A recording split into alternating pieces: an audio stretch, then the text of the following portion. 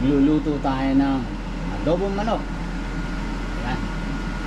Tuluan muna natin para mapantay ang luto. Ito yung Filipino native food, adobong manok.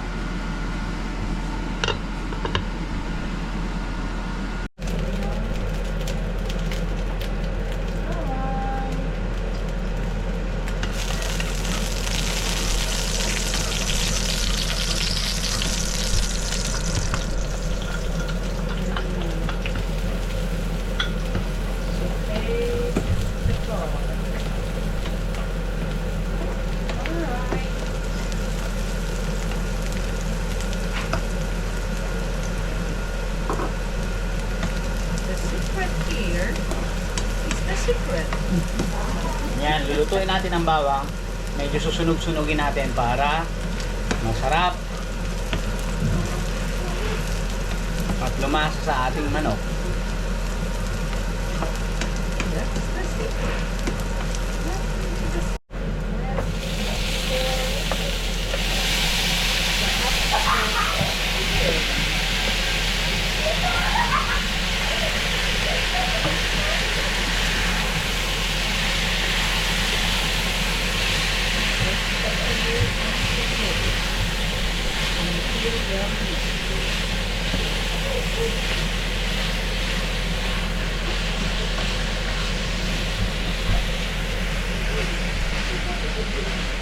Oh my God.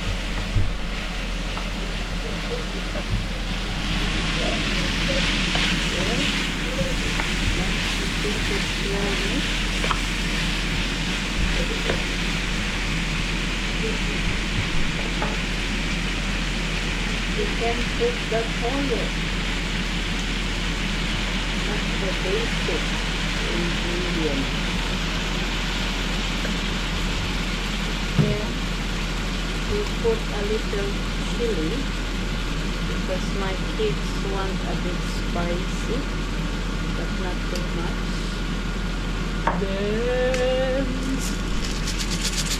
the whole black peppercorn.